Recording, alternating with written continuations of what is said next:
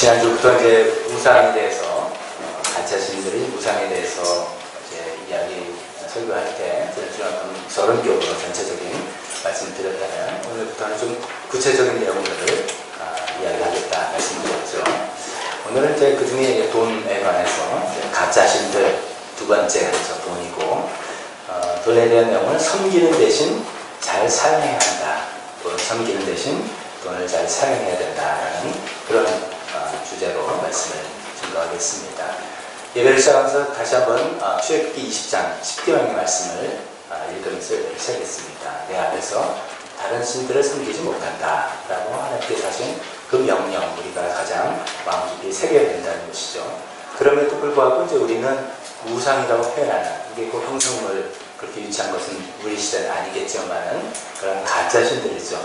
나에게 진정한 행복을 줄 거다 라고 하는 그 가짜 신들을 우리 마음속에 많이 갖고 있고, 어쩌면 하나님 믿는다고 나오면서도 하나님 주신으로 모시고 그 옆에 여러 가짜 신들, 여러 우상들을 섬기고 있는 우리들을 이제 우리 삶에 비춰보자는 그런 취지의 말씀입니다.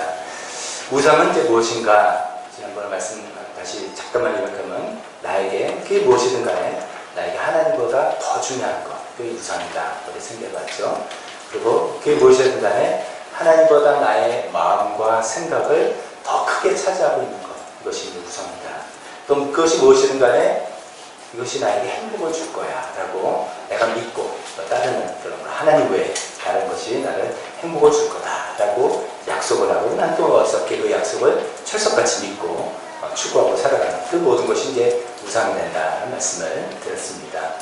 오늘은 이제 돈에 관한 이야기 첫 번째로 이야기해 볼 텐데, 이제 아무래도 이제 가장 흔한 우상이 있지 않을까 싶어서 첫 번째로 짚어봤습니다.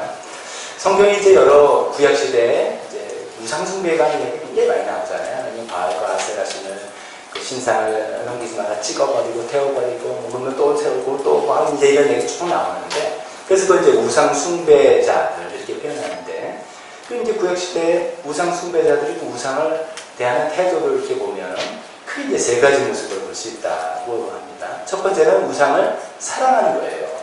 love, 우상을 사랑하죠. 우상을 사랑한다는 게 뭐 I love you 뭐 이런 사랑이라기보다도 이런 의미죠.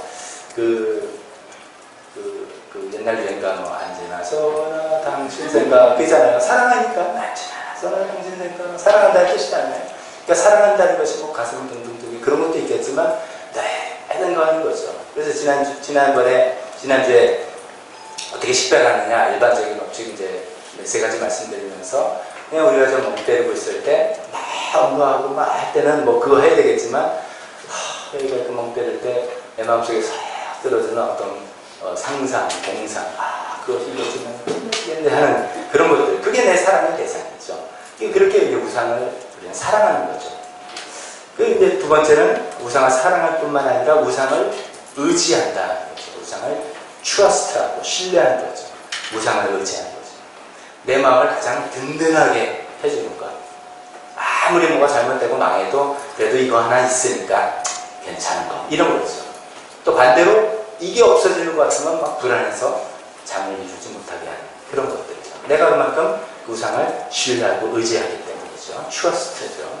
세 번째는 거기서 더 나가서 그 우상을 순종하고 우상을 섬기게 되는 거죠. obey하게 된다는 거죠. 이게 때가 내가 이제 뭐 바쁘게 일하고 뭐 힘들게 일하다가 또 어느 날 보지, 내가 뭐 때문에 이렇게 하는 거지? 내가 뭘 이렇게 건강까지 해쳐가면서 아니면 관계까지 해쳐가면서 왜 그러는 거지? 가만히 생각하면 거기 우상이 있어요. 그 우상이 나를 시키는 겁니다. 그러니까 나는 그 우상에 순종을 하는 거죠. 나도 모르게 독세가 돼서 우상 시키는 대로 하면서 건강 해치고 관계 해치고 가정 해치고 뭐 그렇게 살아가는 그런 것이죠. 그래서 이제 내가 시간과 돈을 어디다 제일 많이 쓰는지 한번 좀 잘 짚어보자 말씀드렸고, 또 이런 것도 있습니다. 내가 이제 보통 업무 내용, 진짜 중요한 어떤 결정 내용 말고 보통 이제 좀 캐주얼 이야기할 때 뭐를 제일 많이 이야기하나? 그럼 그게 이제 그 사람의 우상인 경우가 많다. 이렇게 생각해볼 수 있습니다. 그래서 이제 성경에 나오는 그 우상 숭배자, 우상을 첫 번째 사랑하고, 우상을 의지하고, 우상을 섬기고 순종하는 그런 모습들이 이제 구약시대에 쭉 나오는 거죠. 그렇게 생각한다면 가장 그러니까 보편적으로 우리의 사랑의 대상, 우리의 의지의 대상, 우리가 순종하는 대상은 돈일 가능성이 굉장히 많죠. 물론 이제 이 중에는 이제 신앙생활 오래 하셔서 이제 그 문제를 다 해결하시고 주변에 이제 초연하신 그런 경우도 있겠지만 굉장히 보편적으로 돈이 우리 우상이 될 것 같습니다. 그래서 돈이 이제 우상이기 때문에 우리가 돈을 사랑하죠. 돈이 생기면 좋아하죠. 어느 날 어떤 사람이 막 얼굴 표정이 좋아요. 왜 그런가 하면 뭐 돈이 생긴 거예요. 나도 몰랐는데 은행 계좌 없는 자인데 은행에서 연락 와가지고 당신 그 통장에 안 찾아간 돈이 있다. 뭐 그런 거예요. 꽁돈이 막 생긴 거예요. 기분이 그렇게 좋은 거죠. 오늘 내가 밥 쏜다. 그러고 돈을 사랑하죠. 돈을 신뢰하고 의지하죠. 뭐 좀 건강이 좀 이래도 보험 들어놨어 괜찮아. 뭐 이러면 좀 든든해요. 뭐 돈이 있으면 불행이 닥쳐서 좀 그래도 믿는 구석이 있어서 든든한 그런 생각이 들죠.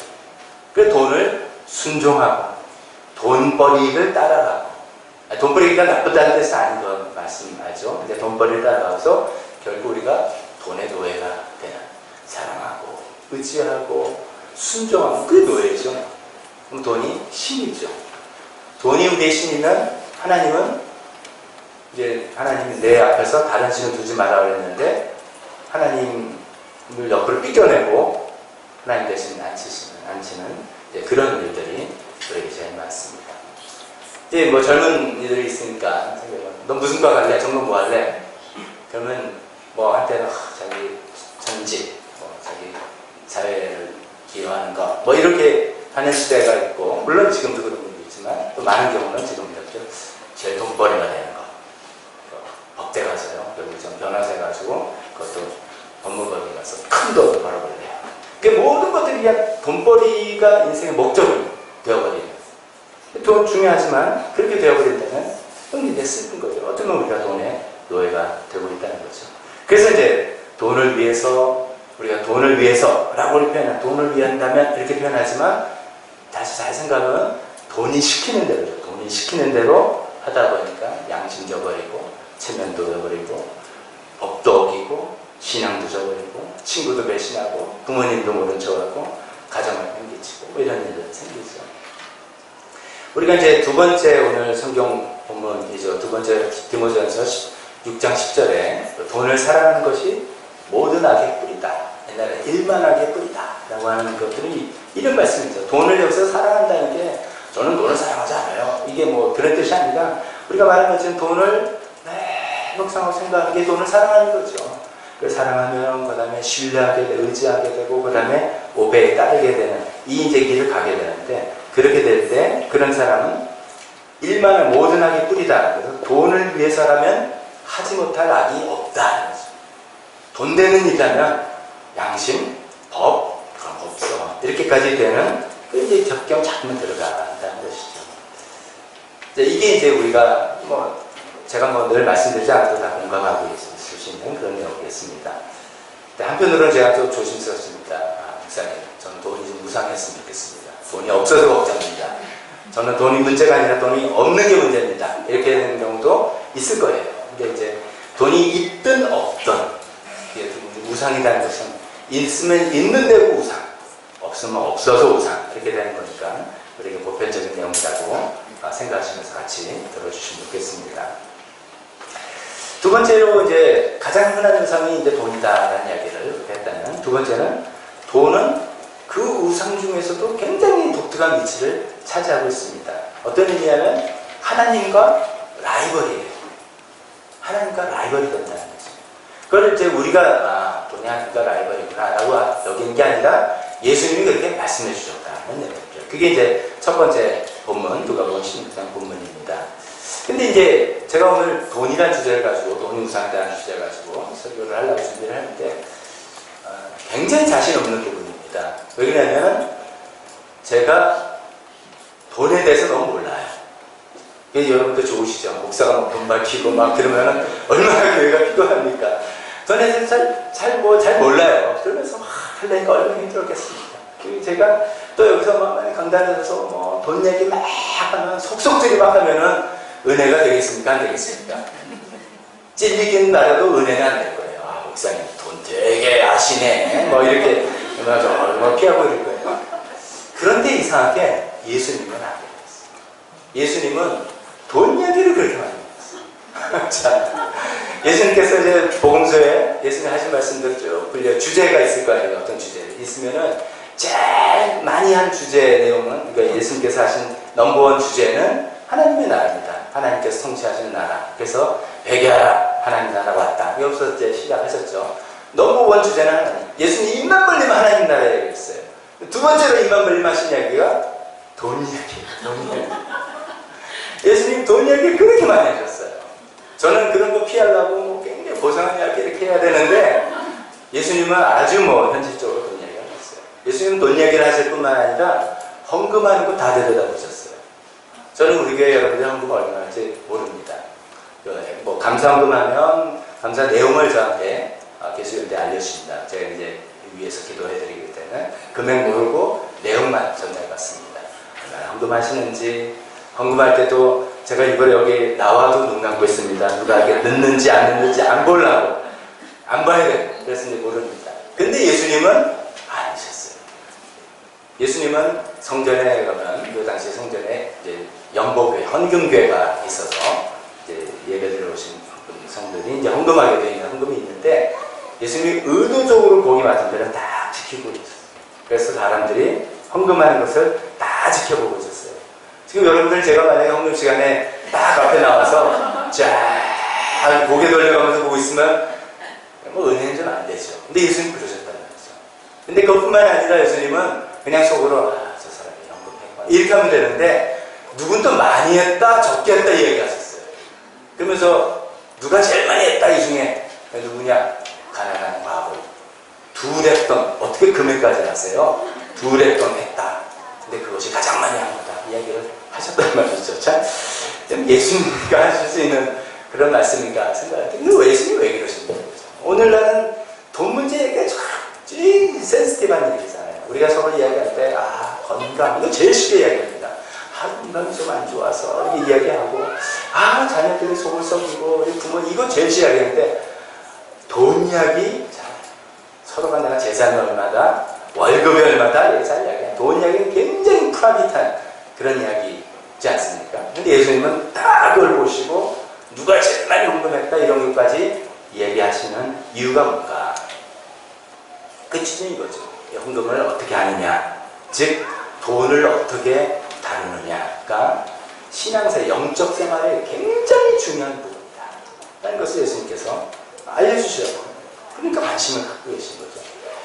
돈을 어떻게 다루고 거기에 따라서 헌금하는, 오늘 주제 헌금 아닙니다. 돈을 다루고 헌금하는 것을 굉장히 주의 깊게 보시는 것이 금방 우리 영적 상태를 보는 바로미터 비슷한 것이죠.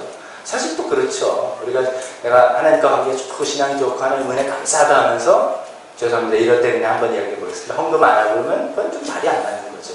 그것은 헌금으로 표현되는 것이죠, 자연스럽게. 근데 예수님께서 그렇게 하신 더 중요한 이유가 있습니다. 더 중요한 이유는 이 돈이 굉장히 무서운 우상, 어쩌면 어떤 우상이지만 영적 힘을 갖고 있는 그런 영적 세력이야.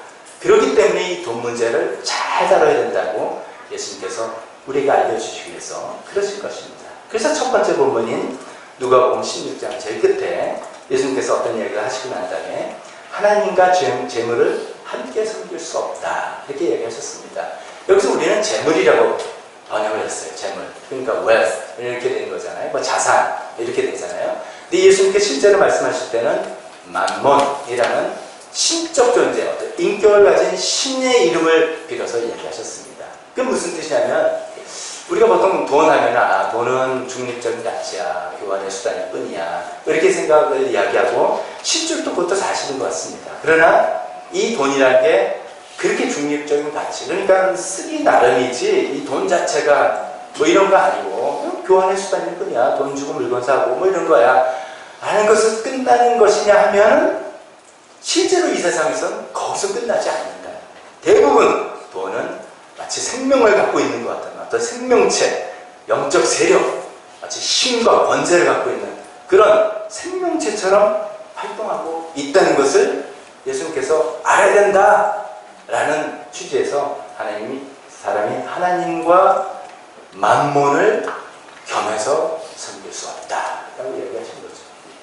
즉 하나님, 우리 마음속에 늘 하나님 외에는 다른 신을 둬서 안 된다는데 그 하나님의 늘 라이벌이 누가 냐면 돈이다 하는 거죠. 근데 이 돈이 그렇게 위험하고 무서운 거라서 이거를 정신 똑바로 차리고 우리가 보고 관리하지 않으면 쉽게 돈의 노예가 되어버린다는 것입니다. 제가 이제 돈을 이제 만몬이라고 예수님께서 말씀하시면서 이게 어떤 영적 권세라고 표현했다라고 할 때 보통 이게 돈이 힘이 있다, 구매력이잖아요. buying power. 뭐 이런 구매력 정도를 이야기하는 게 아니라 영적 세력으로서 어떤 힘을 예수님 말씀하십니다. 성경에는 그런 얘기를 많이 있습니다. 일단 우리가 보이지 않는, 우리는 이제 가시적인 세계에 살고 있는데 이제 비가시 세계의 어떤 영적 세계에는 여러 어떤 그 각각 다른 지위와 권세, 계급 차등이 있는 그 어떤 영적 존재들이 있다라는 것을 성경에서 우리에게 말씀해주고 있습니다. 대표적으로 골로새서 1장 16절에 보면 이렇게 이야기합니다. 예수 그리스도가 얼마나 존귀하신 분인가 라는 이야기를 하면서 만물이 그분 안에서 창조되었습니다. 예수 그리스도 안에서 창조되었습니다. 라고 하면서 예수님이 창조하신 것을 쭉 리스트를 설명합니다. 하늘에 있는 것들과 땅에 있는 것들, 또 보이는 것들과 보이지 않는 것들, 이 모든 것을 하나님 예수님이 창조하셨습니다. 이야기를 하시는데 이 보이는 것은 이해가 돼요. 자연만한 걸 사람, 이게 이해가 되는데 이 보이지 않는 것들을 또 이제 부연 설명합니다. 보이지 않는 것들이 뭐냐? 왕권, 주권, 권력, 권세, 할 것 없이 모든 것이 그분으로 말하여 창조했다. 이렇게 얘기합니다. 근데 여기서 이제 왕권, 주권, 권력, 권세 이렇게 표현되는 게 어떤 추상적인 개념으로 하나님께서는 어느 나라 왕국이 있고 왕권이 있다. 이런 얘기가 아니라 이게 영적 실체들을 이야기하는 용어들입니다. 영적 실체들을 이야기합니다. 그런 왕을 굉장히 높은, 제일 높은 순서대로 왕권이 있고 주권을 가진 파워, 영어로 powers, 또 권력, rulers, 그 다음에 authorities, 권세를 가지고 휘는. 그래서 우리가 어떤 때는 어떤 영적인 힘에 어떤 영적인 유혹에 될 때 속수무책으로 당하는 것 같은 그런 힘과 파워를 가지고 오게 하는 그런 영적 권세라고 하는데 돈이 그런 거다. 죽음이 그런 거다. 설명하는 데도 있고 돈이 그런 것이다. 돈은 우습게 보면 안 돼요. 돈은 만몬으로서 영적 파워를 가지고 있는 영적 존재다.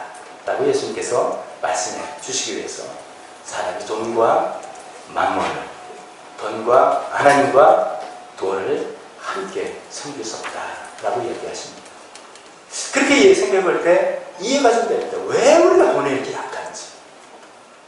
돈이 그냥 돈으로 존재하는 게 아니라 그런 영적인 마력을 갖고 있기 때문에 돈에 우리가 마음을 뺏겨 있으면 돈을 사랑하고 돈을 의지하고 돈에게 순종하고 또 돈은 우리에게 헌신을 요구하고 헌신을 요구하는 거죠.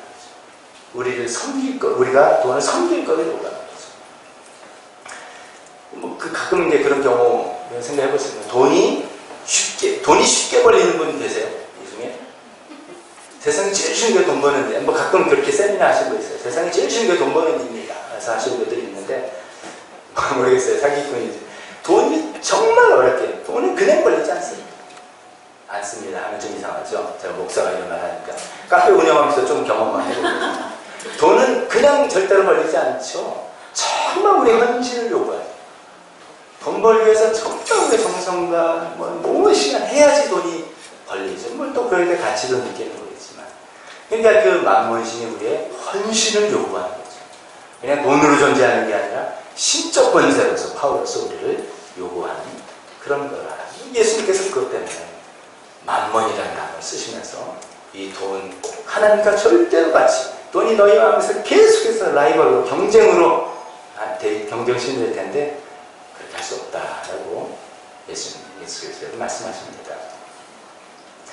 하나님과 한편으로 이 돈을 함께 섬길 수 없다는 내용은 굉장히 우리에게 중요한 내용입니다.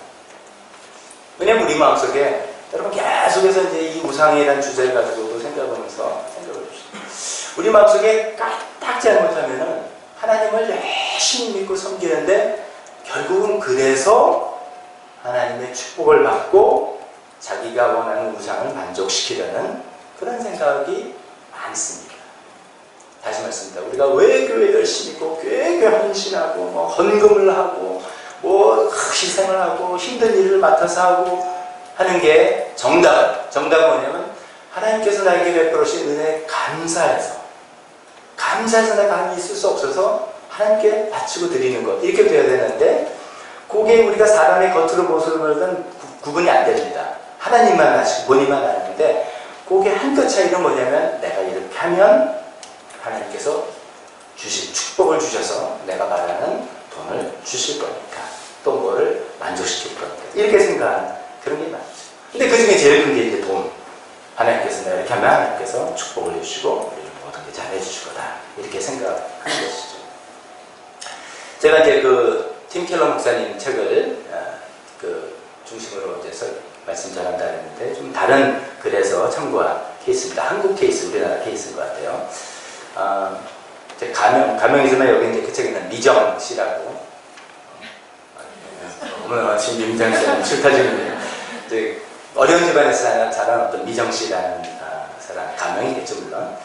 이제 어려운 집안에서 자랐는데 이제 이분은 아주 열심히 일해서 성실하게 일해가지고 통장에 돈이 차곡차곡 쌓이는 게 재미예요. 그 재미로 열심히 하고 성실해서 통장에 돈 모으는 재미로 살아온 사람입니다. 그러다가 이제 교회도 나오고 신앙생활도 하고, 근데 헌금도 열심히 했어요. 열심히 하는데 그 마음속에 근본동기는 제가 조금 전에 말씀드린 것처럼 내가 이렇게 하면 하나님께서 복 주시리라, 하나님께서 채워주시겠지, 이런 생각에 열심히 헌금도 하고 11조도 하고 뭐도 하고 한 거죠. 근데 이제 그런 마음들을 우리가 이제 집착이다 쉽게 이야기할 수 있겠지 않습니까? 집착. 돈에 집착하려고 하니까 삶의 중심에는 항상 돈이 자리 잡는 거예요. 그러니까 뭐든지 인생에서 방향은 돈을 버는 쪽으로 가는 거예요. 무엇이 옳고 그르고 무엇이 하나님께 원하는 이런 게 아니라 항상 판단할 때는 뭐가 돈 되는 일이지? 이렇게 나가는 것이죠. 아니면 뭐가 돈을 안 쓰는 일이지? 뭐 이렇게 나가는 것이죠. 그러니까 돈 버는 쪽으로 가다 보니까 이제 이 미정 씨가 어떤 경우는 그래서 흥청망청 쓰는 사람이 있는데 이분은 생활을 굉장히 최소화해요. 돈을 벌고 돈을 모으고 이런 거. 이게 최고의 자기 안정감을 주는 그런 거죠. 그래서 이제 같이 이제 동료들이랑 밥 먹을 때도 늘 복잡한 거예요. 오늘 밥은 누가 사는 거지? 이게 내가 사는 건가? 내가 사는 거라면 이 밥이 나 괜히 7,000원짜리 시켰는데 6,000원짜리 시킬 거. 뭐 이런 마음에 즐기지를 못하는 거죠. 하나님께 사용도 못하는 거죠. 늘 목표는 통장에 예를 들어서 1억 만들기. 뭐 이렇게 열심히 모고해서 1억 만들면 그 다음에 3억 만들기. 또 열심히. 이게 인생의 목적이다 보니까 돈을 가지고 사용하고 즐기고 하나님 위해서 쓰고 이런 게 없는 것이죠. 근데 이제 언젠가부터 이제 이런 삶을 살다 언젠가부터 이제 신앙생활 하니까 교회 다니까 이런 자각이 온 것 같아요. 내가 아닌 다른 누가 자꾸만 자기에 대해 이런 목표를 1억 모았으니까 1억 가지고 안 돼. 3억은 있어야 돼. 3억 모으기. 3억 모으기. 그러면 5억 모으기. 이런 자꾸만 다른 목표를 부여하고 있다는 그 느낌을 갖게 되고, 돈에 관한 집착이 점점 커지는 걸 자기가 알게 되고, 그러다 보면 근데 그러면 돈이 있으면 마음이 안정되고 평안해야 될 텐데 오히려 불안하고 늘 눌리는 마음이고 뭐 이렇다, 그런 얘기입니다. 이제 돈이 우상이 되니까 결국 우리 마음이 피곤하고 삶은 피폐해지는 그런 얘기죠. 세 번째로 우리가 생각하는 것은 왜 우리가 돈을 우상으로 삼는